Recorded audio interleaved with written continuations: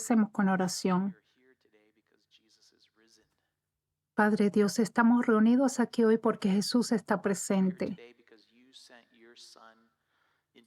Estamos aquí porque enviaste a tu Hijo a este mundo en cuerpo humano para vivir el Evangelio, para enseñar el Evangelio, para ir a la cruz y pagar por nuestros pecados y para levantarse de entre los muertos. Sabemos ahora que Jesús está sentado a la diestra contigo para ver el poder. Estamos tan agradecidos, Dios, por tu amor por nosotros, que nos amaste de tal manera para enviarnos a tu Hijo Jesús y que Jesús nos amó tanto para ir a la cruz por nosotros. Te agradecemos por eso. Te pedimos, Señor, que conectes tu palabra en nuestras mentes y en nuestros corazones. Tú sabes todo individualmente nuestras necesidades, Señor. Por favor, ministranos exactamente en los lugares que necesitan ser tocados por tu verdad hoy y por tu amor. En el nombre de Jesús, amén. Si hubieses tenido la oportunidad de mirar dentro de la tumba vacía de Jesús tú mismo, ¿de qué manera te hubieses aproximado? ¿Te hubieses aproximado a la tumba vacía con miedo o tal vez confundido o quizás con humildad y desorientado? Puede ser considerando teorías conspiranoicas.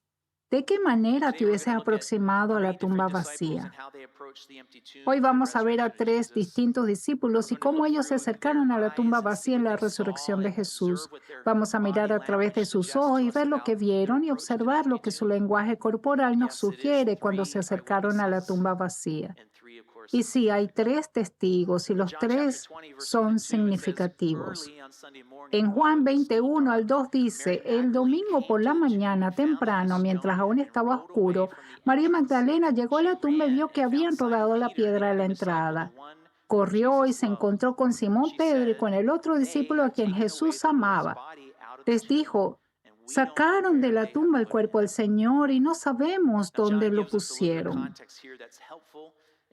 Juan nos da un poco de contexto aquí, el cual es de mucha ayuda y es importante para el trasfondo de este pasaje. Él nos dice que es temprano. Esta es una palabra diferente en griego que fue usada en el capítulo 18, versículo 28, en el cual la palabra empleada ahí es la palabra al amanecer. La palabra implicada aquí en el capítulo 20 insinúa que fue como una hora antes del amanecer, así que estaba oscuro. Para dar un efecto visual, Juan agrega aquí que aún estaba oscuro. Y me pregunto si es tanto una descripción de la luz ambiental como lo es el estado de dolor y perspectiva de la vida de los discípulos en ese momento.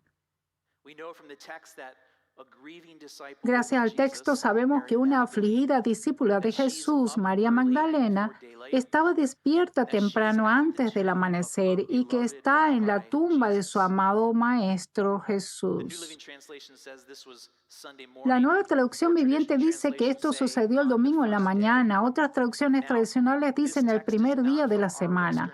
Ahora bien, este texto no es de nuestra cultura occidental o europea. La frase en el primer día significa en el primer día de la semana judía, el cual técnicamente inicia la puesta del sol al final del sábado. La puesta del sol era al final del sábado y el inicio de la nueva semana judía. De aquí es que surge el primer día de la nueva semana.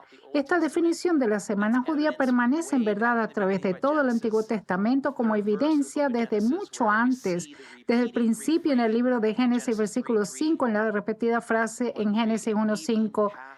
Y pasó la tarde y llegó la mañana, así se cumplió el primer día. El día empieza en la tarde y luego sigue la mañana, etcétera. Lo cual fue lo que vimos en nuestro pasaje en Juan 21. Es el primer día de la semana judía que empieza con la caída del sol. Hay otros dos conteos de los días que también ocurren en este contexto. La Pascua, que se celebra durante una semana entera, oficialmente empezaba la puesta del sol, un día judío anterior, haciendo de Juan 21 el segundo día de Pascua.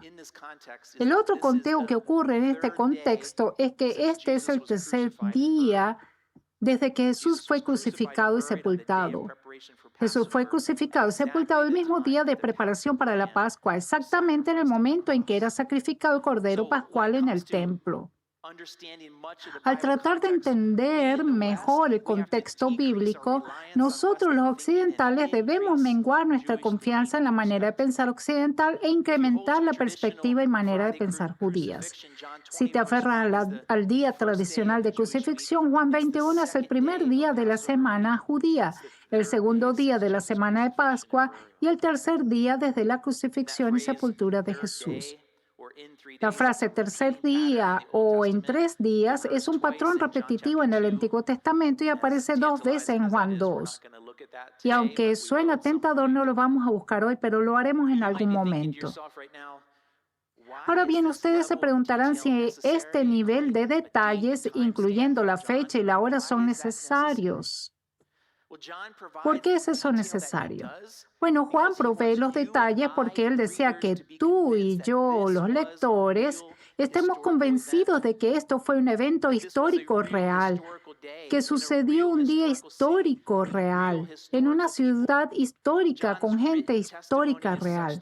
El testimonio escrito de Juan es tal que el conteo en nuestro pasaje de hoy no es solo alguna experiencia espiritual subjetiva de 3 de los seguidores de Jesús, fue un evento real observado.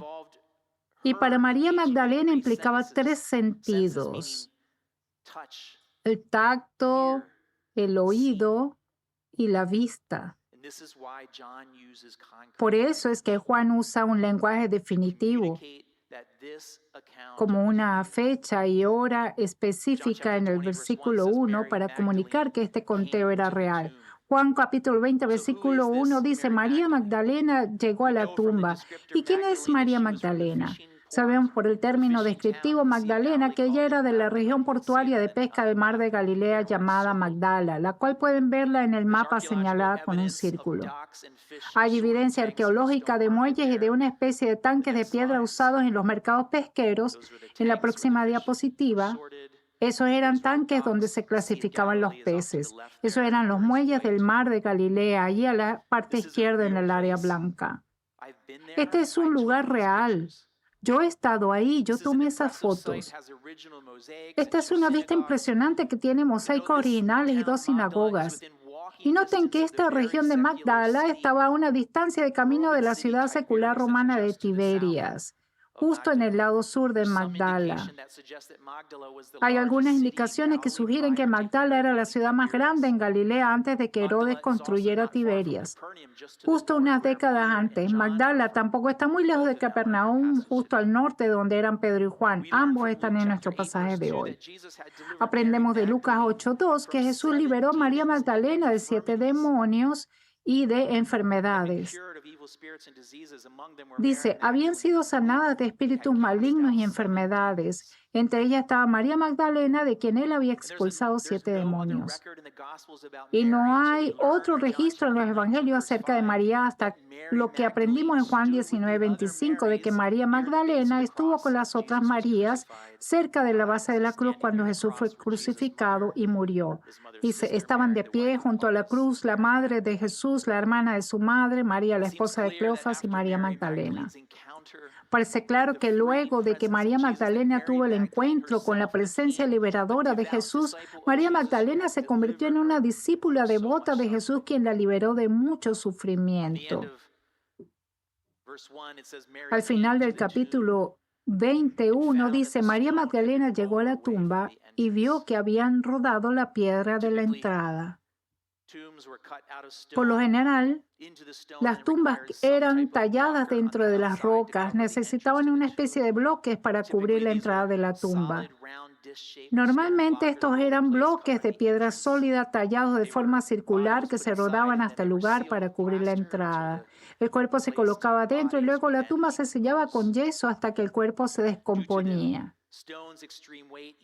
Debido al peso extremo de las piedras, incluso el bloque más pequeño requería de muchas manos y hasta de animales para moverlos. Sin embargo, el texto nos dice que cuando María vino a la tumba vio que la piedra había sido quitada de la entrada. Sobre este descubrimiento, el versículo 2 nos dice, ella corrió y se encontró con Simón Pedro y con el otro discípulo a quien Jesús amaba. Les dijo, sacaron de la tumba el cuerpo del Señor y no sabemos dónde lo pusieron. Hasta este momento el texto no nos dice que ella miró dentro de la tumba. Sin embargo, queda implícito que sí lo hizo basado en lo que le dijo a Pedro y a Juan. Ahora bien, notemos aquí en estos versos todas las palabras de acción asociadas a María Magdalena en los primeros dos versículos. En los versículos 1 y 2 dice, ella vino, ella descubrió que la tumba estaba vacía, ella corrió, ella encontró a Pedro y a Juan y ella les dijo a ellos. Estas palabras aportan a la imaginación de quién es María Magdalena. Por la cuenta que llevamos hasta el momento, parece que ella es profundamente devota, una persona empática con grandes sentimientos y una persona de acción. Y mira lo que ella le dice a Simón Pedro y al otro discípulo a quien asumimos que es Juan el apóstol, el autor.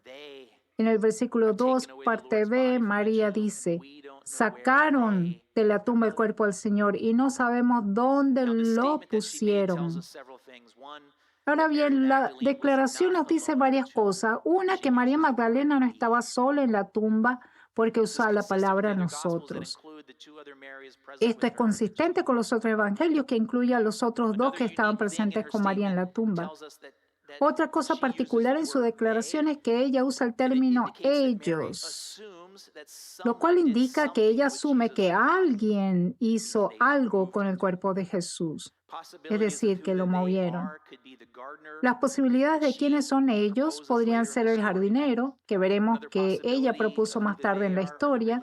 Otra posibilidad es que hayan sido los líderes religiosos o las autoridades romanas que hayan tenido interés en quitar el cuerpo de Jesús. Y algunos comentaristas también han propuesto a los ladrones de tumbas, quienes típicamente buscaban cosas de valores como anillos, dientes de oro y ese tipo de cosas. Sin embargo, lo que está claramente ausente en la declaración de María es alguna indicación de que ella pudiera haber creído que lo que sucedió fue que resucitó. Me imagino que el anuncio de María a Simón Pedro y a Juan fue bien dramático, que fue una entrada dramática e inesperada. Y el resultado del anuncio inesperado de María es que estos dos discípulos comenzaron a correr hacia la tumba. Los versículos 3 y 4 dicen, Pedro y el otro discípulo se dirigieron a la tumba. Ambos iban corriendo, pero el otro discípulo corrió más a prisa que Pedro y llegó primero a la tumba. Así que hay más discípulos corriendo aquí. María corrió hacia Pedro y Juan y ahora los discípulos corren hacia la tumba. Y para agregar más a esa imagen mental, el único lugar plano en Jerusalén, los únicos lugares planos como tal, es en la cima del monte del templo, en la cima del monte de Sión, en sus colinas en toda dirección, las cuales pueden ver en la parte superior del mapa en la próxima diapositiva, con las curvas de nivel. Así que ellos corrían arriba y abajo por las colinas, hacia donde sea que estuviera la tumba, ellos corrían. Y tomen en cuenta que estaba oscuro, quizás llevando antorchas, no sé, pero me parece que era tan peligroso como correr con tijeras. El texto no nos dice por qué María acudió a Pedro y a Juan, no nos dice dónde estaban Pedro y Juan, pero obviamente María lo sabía. Y repito, por el contexto, sabemos que toda esta carrera fue antes del amanecer. Ustedes los que trotan temprano, si lo hacen, es bíblico. El versículo 4 nos dice que el otro discípulo le pasó a Pedro y llegó primero a la tumba. Ahora comenzamos a tener algunas comparaciones en los caracteres aquí en la historia. Juan, el autor, no nos ofrece más pistas de por qué nos dice que llegó primero.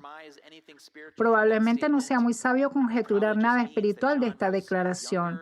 Probablemente solo significa que Juan era más joven y más rápido, o quizás su personalidad era un poquito competitiva. Me imagino al autor Juan en su edad anciana rememorando su vitalidad juvenil.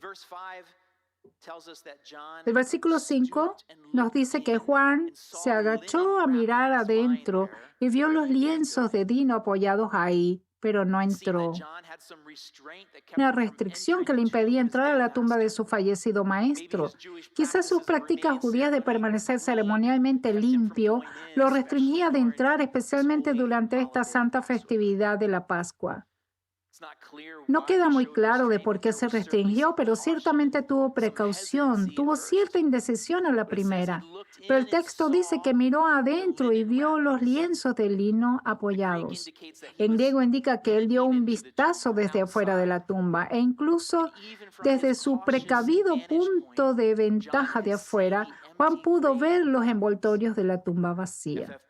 F. Bruce describe la imagen para la palabra griega envoltorios aquí como desocupados, como si el cuerpo fue repentinamente liberado de sus envoltorios y que los envoltorios se quedaron en su lugar, desplomados, vacíos, desocupados.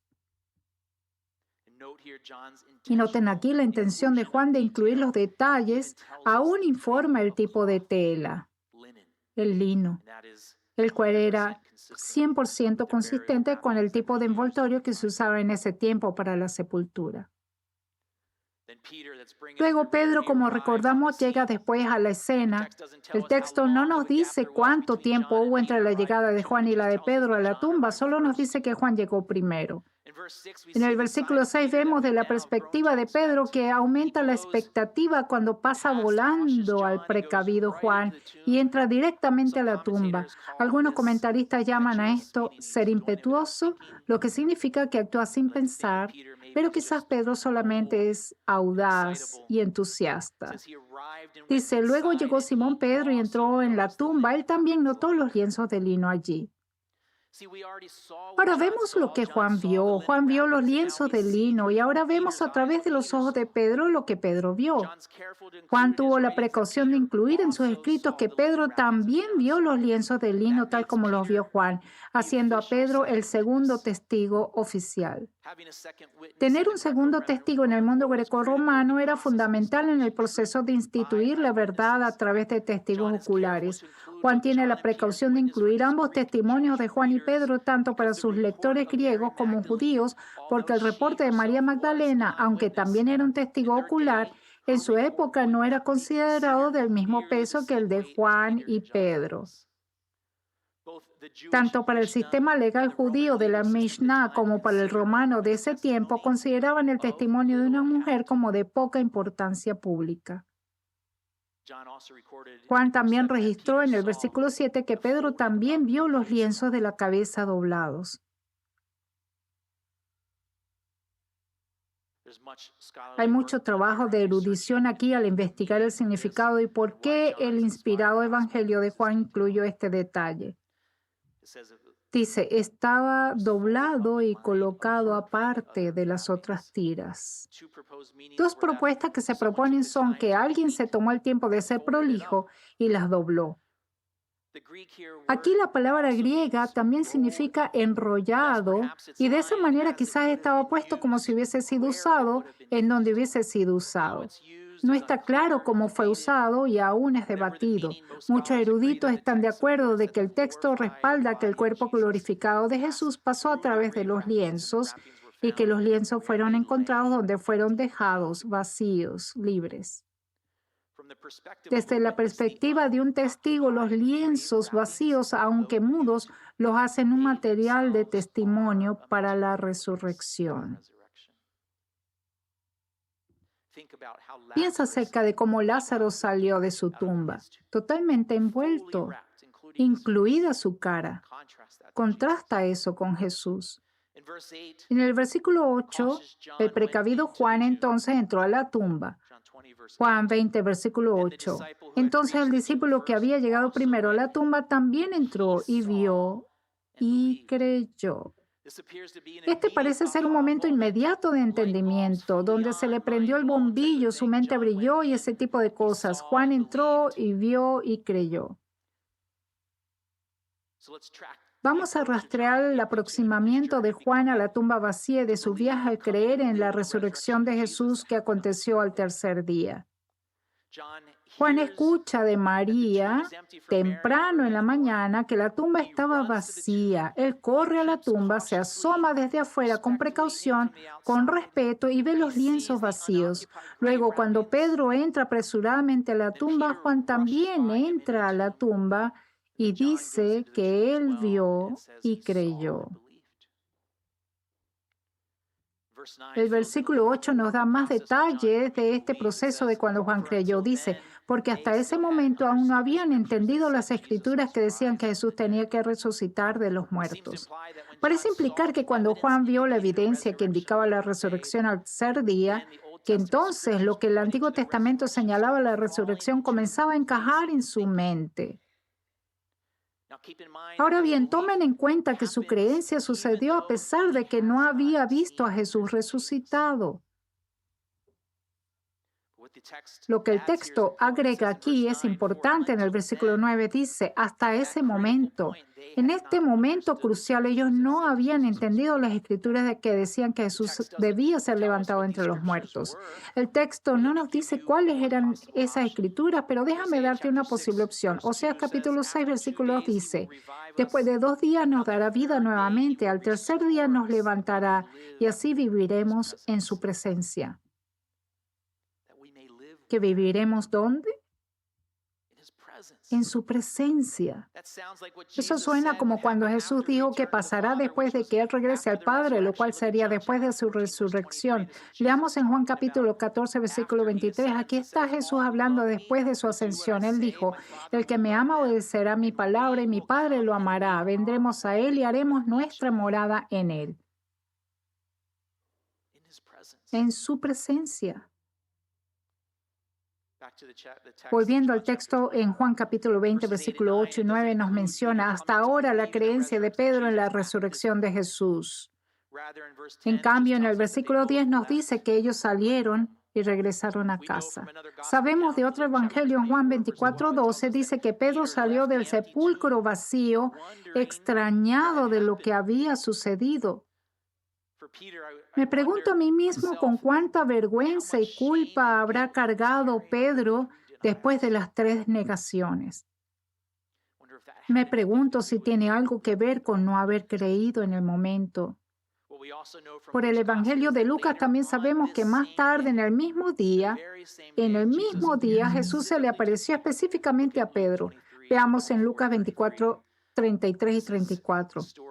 Esta es la historia de cuando los 2 discípulos iban camino a Emaús, cuando iban de regreso a Jerusalén. Dice, allí encontraron a los 11 y a los que estaban reunidos con ellos. Es cierto, decían, el Señor ha resucitado y se le ha aparecido a Pedro. Y por supuesto el resto de la vida de Pedro, los escritos de Pedro, las actividades de Pedro, la muerte de Pedro, muriendo como mártir, todo eso va a corroborar la creencia de Pedro en la resurrección de Jesús. Entonces miremos la aproximación de Pedro al sepulcro vacío. Inicialmente la creencia de Pedro vino a ser similar al proceso de creencia de Juan. Pedro escucha de María que el sepulcro estaba vacío temprano en la mañana. Él corre a la tumba, con osadía corre hacia adentro de la tumba y ve los lienzos vacíos. Sabemos por los relatos de Lucas que Pedro sale preguntándose lo que había pasado. Y en un momento, en ese mismo día, Jesús se le aparece a Pedro y Pedro le dice a los otros discípulos que Jesús había resucitado. Ese fue el acercamiento de Pedro. Veamos nuevamente el momento en que María Magdalena se acerca a la tumba vacía de Jesús y su paso a creer en la resurrección de Jesús. En el versículo 11, la historia de María continúa aquí. Dice, María se quedó afuera llorando junto al sepulcro. Mientras lloraba, se inclinó para mirar dentro del sepulcro. Hay una información en el texto que no está incluida. El texto no nos dice cuándo regresó ella a la tumba después de haberles dicho a Pedro y a Juan que el cuerpo de Jesús no estaba. En el versículo 11 solo nos dice que ella estaba ahí. En mi mente y solo en mi mente la imagino corriendo con Pedro y Juan hacia la tumba, pero el texto no nos dice eso. Luego, cuando Pedro y Juan salen, María se queda. El texto sí nos dice que María estaba llorando, que María estaba acongojada. Así que imagina que tenían un volcán de emociones, de pena. Y Juan registra que tanto María como Pedro y Juan también miraron dentro del sepulcro. Ella miró dentro. Esto implica el sentido de la vista, uno de los sentidos que Juan registró en la experiencia de María. Y lo que vio fue impresionante y único para ella. El versículo 12 dice esto. Juan, versículo 12.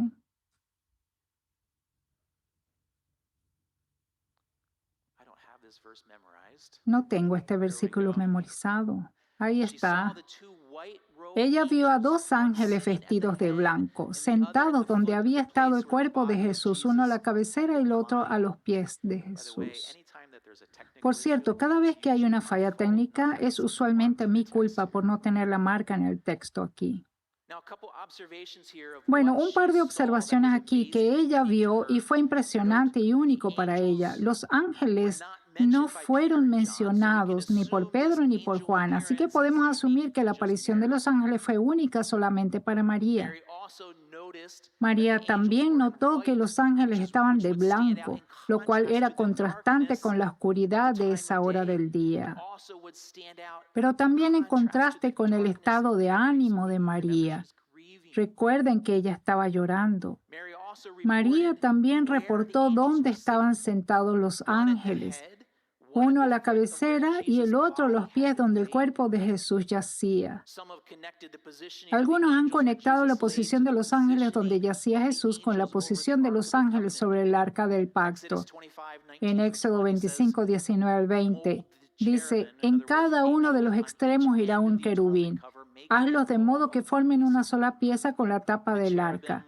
Los querubines deberán tener las alas extendidas por encima de la tapa del arca y cubrirla con ellas. Quedarán el uno frente al otro mirando hacia la tapa del arca.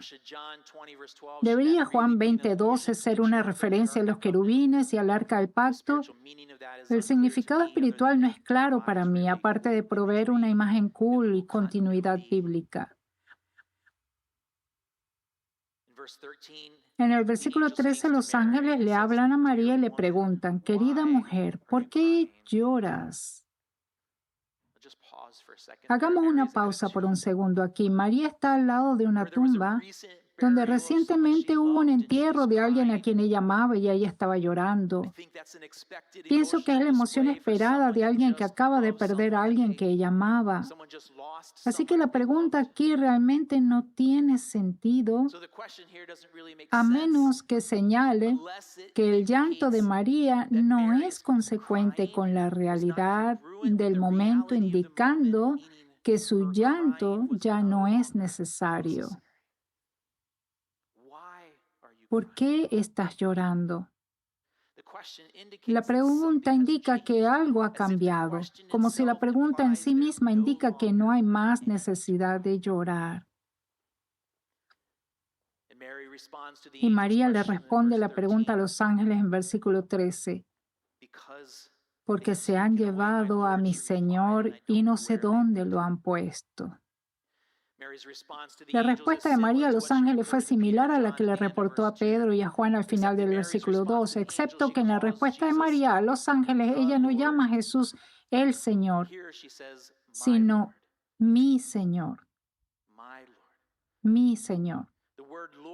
La palabra Señor en griego, Kyrios, significa dueño, como el que te posee y tiene poder de decisión en tu vida. Y tú y yo usamos la palabra Señor y eso es lo que significa. Él nos posee y tiene el poder de decisión sobre nosotros. Esta palabra claramente se ajusta a su situación, ya que Jesús es su Señor y dueño, quien la liberó de su otro dueño, Satanás, de quien era esclava y quien la controlaba con 7 demonios. Y en ese contexto de ser liberada de su anterior malvado dueño, podemos entender su profunda devoción a Jesús y el sentido de su profunda pérdida por la muerte de Jesús. Los ángeles no le respondieron nada a María, más bien en el versículo 14 dice, ella dio la vuelta para irse y vio a alguien que estaba de pie allí. Era Jesús, pero ella no lo reconoció. Juan nota que ella no reconoció a Jesús. Sabemos que hay por lo menos 2 cosas indicadas en el texto que quizás le previno de no reconocer a Jesús. La primera es que María asumió que alguien se había llevado el cuerpo de Jesús. Eso fue lo que les dijo a Pedro y a Juan y es lo que les dijo a los ángeles. Su respuesta ante la tumba vacía parece ser una suposición sin considerar lo sobrenatural. Las suposiciones pueden cegarnos a ti y a mí. Nos hace perdernos de lo obvio. La segunda cosa que sabemos que pudo haber evitado reconocer a Jesús fue su dolor. María pudo haberse literalmente cegado por sus lágrimas. Ella no podía ver a través de sus lágrimas, lo cual es real, pero también pudo haber estado ciega debido al mismo dolor. Juan registra a María llorando en el versículo 11. Los ángeles notan a María llorando en el versículo 13 y Jesús nota que María llora en el versículo 14. Estar ciego de dolor es una cosa real. El dolor puede corromper, distorsionar y velar la percepción de la realidad. El dolor se puede aferrar a una persona y cruelmente no dejarla ir, haciéndolo ser negativo. El dolor puede disuadir de creer. María está afligida. Y en el versículo 15 vemos que Jesús le hace la misma pregunta que le hicieron los ángeles. Apreciada mujer, ¿por qué lloras? Nuevamente la pregunta implica que no hay más necesidad de llorar, pero esa verdad aún no se ha registrado para María. Y aquí Jesús le hace una segunda pregunta diferente. ¿A quién buscas? Ahora, esta segunda pregunta es una clave para ti y para mí, los lectores, de que algo totalmente sorprendente pasó. ¿Dónde más vimos que Jesús hizo esta pregunta recientemente? Es exactamente la misma pregunta que Jesús hizo en Juan capítulo 18, versículos 4 y 5. Cuando Judas y su cohorte de tropas vinieron a arrestar a Jesús en el jardín, Jesús le preguntó, ¿a quién buscan? Les preguntó. A Jesús de Nazaret contestaron, yo soy, dijo Jesús. Cuando Jesús respondió, yo soy, en griego literalmente es, aquí está el yo soy. Ese era Jesús diciendo, yo soy Yahweh, yo soy Jehová, yo soy el gran yo soy. Y recuerda que todas las tropas, incluyendo a Judas, cayeron cuando él lo pronunció.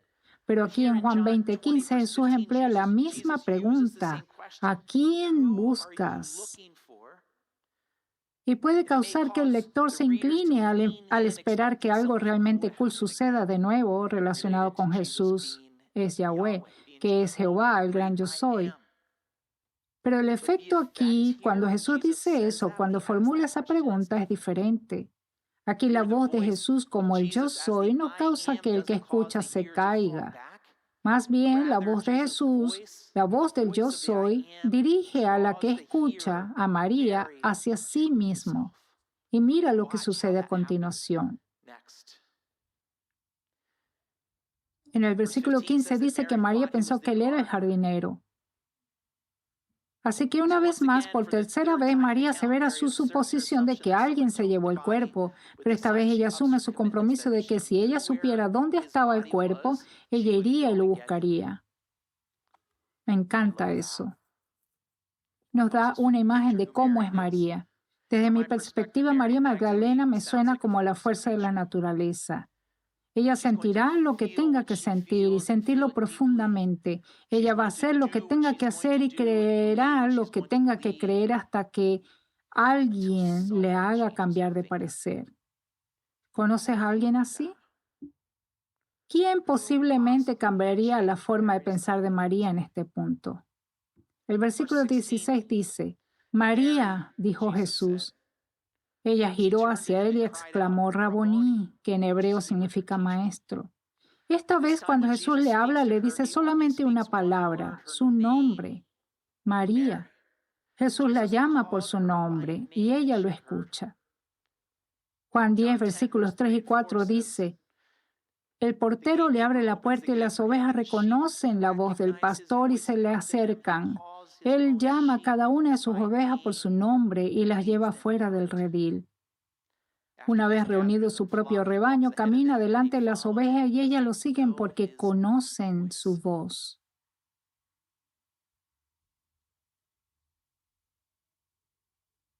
Y en Juan capítulo 10, ella lo llama, de nuevo en Juan capítulo 20, ella lo llama Raboní. Raboní no solamente significa maestro, significa mi maestro. Está en un sentido de posesión de honor aquí. Casi puedes sentir el cambio inmediato de María aquí. Su angustia desaparece. Y María no solamente responde con su voz en el siguiente versículo, en el 17, ella se aferra a él. Indica que ella se aferra a él. No te aferres a mí, le dijo Jesús, porque todavía no he subido al Padre. Este es un hermoso momento. Ese levantamiento repentino del peso, el alivio instantáneo que te hace sentir como si estuvieras levitando, ese limpio primer respiro profundo de esperanza y de seguridad renovadas. Mi esposa y yo sentimos eso después de cada una de las cirugías de nuestro hijo Daniel. Imagino cada lágrima de tristeza de María convertirse en lágrimas de gozo. Jesús lo describe de esta manera en Juan 16:20. Les digo la verdad, ustedes llorarán y se lamentarán por lo que va a sucederme, pero el mundo se alegrará. Ustedes se lamentarán, pero su dolor se convertirá de pronto en una alegría maravillosa. Jesús le dijo en el versículo 17, no te aferres a mí. Dado el contexto del dolor de María, seguido por el gran alivio, esas palabras podrían parecernos duras para ti y para mí, los lectores. Lo que el texto no nos dice es por cuánto tiempo o cuán fuerte estaba ella literalmente aferrada a Jesús en ese momento. Me parece que Jesús, y podría yo estar insertando aquí mis emociones personales en esto, me parece que Jesús, después de un largo momento en que María estaba aferrada a él, le dijo, María, debes dejarme ir, como cuando estamos recibiendo un abrazo sofocante. Jesús le dice a ella en el versículo 17, ¿por qué ella debe dejarlo ir? Porque todavía no he subido al Padre.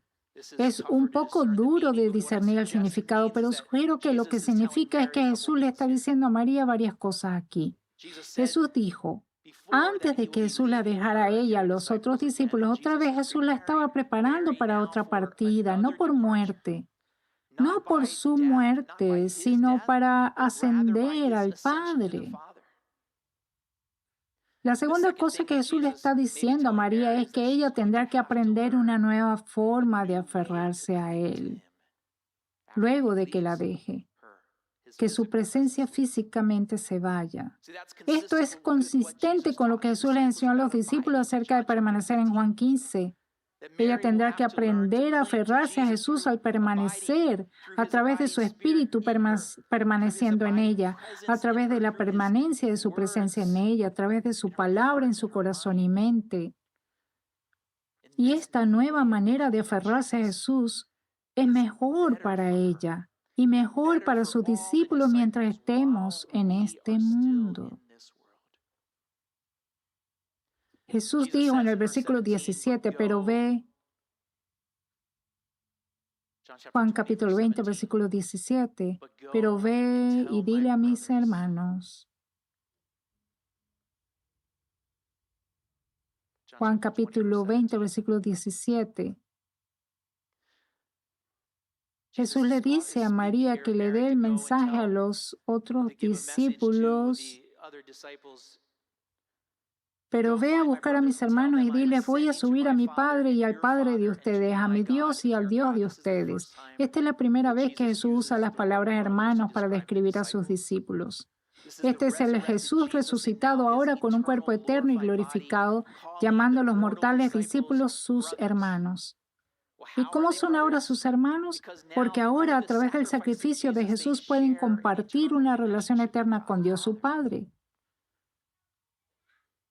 Y claramente incluye a María como hermana en esta familia eternal. El Salmo profético capítulo 22, versículo 22 dice, anunciaré tu nombre a mis hermanos y hermanas. Entre tu pueblo reunido te alabaré. En el versículo 18 vemos a María Magdalena en acción otra vez. María Magdalena encontró a los discípulos y les dijo, he visto al Señor, y les dio el mensaje de Jesús. Lo primero que María hizo fue testificar a sus hermanos que ella había visto el resucitado Jesús, el Señor. Entonces ella obedientemente les dio el mensaje de Jesús. Entonces déjame preguntarte de nuevo, ¿cómo te aproximas a la tumba vacía de Jesús? En nuestra cuenta de hoy, María, Pedro y Juan se aproximaron a la tumba vacía y miraron dentro. Ellos vieron lo que tenían que ver a través de sus propios ojos, a través de sus filtros. El texto nos dice que el precavido Juan se asomó desde afuera de la tumba hacia el interior, vio los lienzos de lino y luego eventualmente siguió a Pedro cuando entró. Él entró y vio y creyó. Entonces Juan entendió lo que significaba la tumba vacía y los lienzos a través de los lentes de las escrituras que no había entendido antes. El impetuoso Pedro audazmente corrió hacia adentro de la tumba, vio los lienzos de lino y la envoltura del rostro y salió preguntándose qué significaba eso, hasta que Jesús se le apareció personalmente más tarde ese mismo día, acabando con sus preguntas. La aproximación de María Magdalena a la tumba vacía por su propia cuenta y su encuentro con el resucitado Jesús es el foco de este mensaje. El texto empieza con el capítulo 20, versículo 1, con María Magdalena y termina con María Magdalena en el versículo 18. Vemos su aproximamiento en comparación y contraste con la aproximación de Pedro y de Juan. María se aproximó a la tumba quebrantada en dolor. Ella encontró la tumba vacía. Ella supuso que el cuerpo había sido llevado. 3 veces diferentes ella declaró que había sido llevado a Pedro y a Juan, a los ángeles y a quien ella creyó que era el jardinero. A María se le preguntó 2 veces por qué estaba llorando. A María Jesús le preguntó, ¿a quién buscas? Luego, cuando ella escuchó a Jesús llamarla por su nombre, ella reconoció su voz, se dio cuenta que era Jesús. Ella creyó y físicamente lo tocó, se aferró al resucitado Jesús. A través de María Magdalena tenemos testigos a través de los 3 sentidos. Ella lo vio, ella lo escuchó y ella lo tocó. Todos estos 3 discípulos tuvieron una aproximación diferente al ver la tumba vacía, pero al final todos terminaron creyendo que hay un Jesús resucitado. En la cultura griega, 3 son más que suficientes para sostener la verdad. Tenemos 3 testigos para el Salvador resucitado. Tenemos 3 diferentes aproximaciones de 3 diferentes personas que nos indican que no todo el mundo llega a creer tras los mismos pasos. Si hubiese habido una 4ta persona en este texto, su aproximación y camino también habrían sido diferentes. De hecho, lo veremos en nuestro próximo pasaje con Tomás. Cada persona tiene su forma de aproximarse a la tumba vacía. Cada persona tiene su forma de creer. Y en nuestro pasaje de hoy, todos llegaron a creer en el Jesús resucitado. Y no se detuvieron ahí en su creencia. Cada uno de ellos testificaron de eso. María fue la primera en testificar acerca del Jesús resucitado. Pero lo significativo es que Jesús los encontró donde ellos estaban. Jesús encontró a Juan, lo encuentra y le revela las Escrituras. Jesús encuentra a Pedro desorientado y Jesús encuentra a María Magdalena y su dolor. Pero ¿cómo te aproximas tú a la tumba vacía, a la declaración de Jesús resucitado? ¿Precavidamente como Juan? ¿Audazmente pero desorientado como Pedro? ¿A través de los lentes de las fuertes emociones? ¿A través de los lentes de suposiciones como María? ¿Tiene tu mente y corazón espacio para lo sobrenatural? Porque hoy tú has mirado en la tumba vacía a través de los ojos de María, a través de los ojos de Juan y a través de los ojos de Pedro y viste lo que ellos vieron. Mi testimonio para ti hoy y el testimonio de María, Pedro y Juan es que la razón por la cual hay una tumba vacía es porque hay un Jesús resucitado. Amén. Y para aquellos de ustedes que son sus seguidores, testifiquen de esta verdad. Jesús ha resucitado. Oremos. Padre Dios, qué día glorioso. Qué día glorioso el día que tú te levantaste de la tumba.